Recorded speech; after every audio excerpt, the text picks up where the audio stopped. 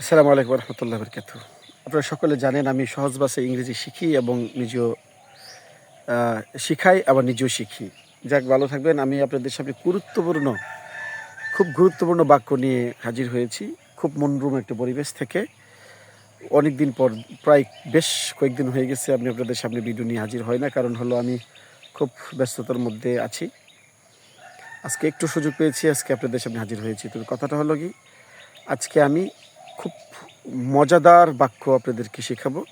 আপনারা কথা না বাড়িয়ে সামনে চলুন, দেখেন মজাদার বাক্যগুলো।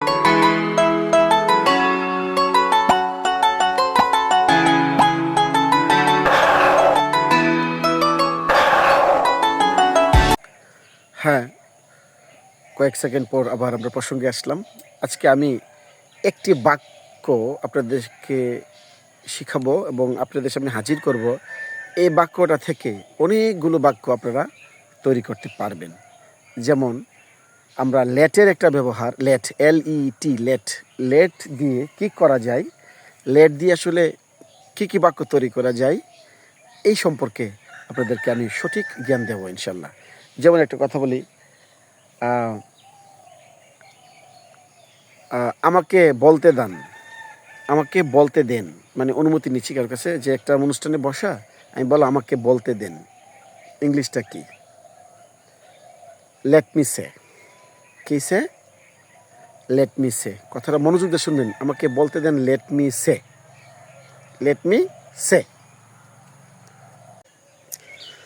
এই যে লেটের পরে যে আমরা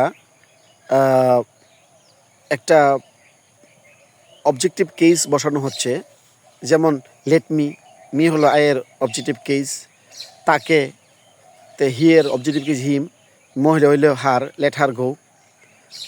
যদি বলি তাদেরকে যেতে দেন, যে দে হলো তারা, তো দের অবজেক্টিভ কেস কি দেম, যে লেট দেম গো। তাহলে এখানে আমি মূল পর্ব আজকে নিয়েছি লেটের পরে কি বসানো যাবে, কি বাক্য, কি আমি প্রণয়নের অবজেক্টিভ কেস বসানো যাবে। তো আপনারা যে কোনো অবজেক্টিভ কেস বসে করতে পারবেন। তাহলে কথাটাও দেখবেন, আমাকে যেতে দেন, লেট মি গো। তাকে যেতে দেন, লেট হিম গো। এই মেয়েটাকে যেতে দেন, লেট হার গো। তাদেরকে যেতে দেন, লেট দেম গো। হয়ে গেছে? প্রিয় দর্শক, আমি একটু কথা বলে রাখি। এই লেটের পরে শুধু গো আর সে না। যেমন আমি বললাম আমাকে বলতে দেন, লেট মি সে। আমাকে যেতে দেন, লেট মি গো। আমাকে লিখতে দেন, লেট মি রাইট। আমাকে পড়তে দেন, লেট মি রিড। আমাকে খেলতে দেন, লেট মি প্লে। আমাকে ঘুমাতে দেন, লেট মি স্লিপ। তো আমাকে শুনতে দেন, লেট মি লিসেন। আমাকে বুঝতে দেন, লেট মি আন্ডারস্ট্যান্ড। লেট মির পরে আপনি যে শব্দটা দিয়ে অর্থ প্রকাশ করতে চান, ওই শব্দটা এখানে ব্যবহার করা যাবে। একদম ক্লিয়ার কাট কথা। এই ক্ষেত্রে আমি লেটের পরে শুধু মি না, যদি আমি বলি তাকে পড়তে দেন, লেট হিম রিড। এই মেয়েটাকে পড়তে দেন, লেট হার রিড। তাদেরকে পড়তে দেন, লেট দেম রিড। দেখছেন, শুধু প্রনাউনের অবজেক্টিভ কেসটা এখানে, অবজেক্টিভ কেসটা বসাবেন, আর পরে লেটের পরে অবজেক্টিভ কেস বসাবেন। এরপরে আপনারা যে শব্দটা দিয়ে কথা বলবেন, শব্দটা দিয়ে দিবেন, তাহলে চলবে।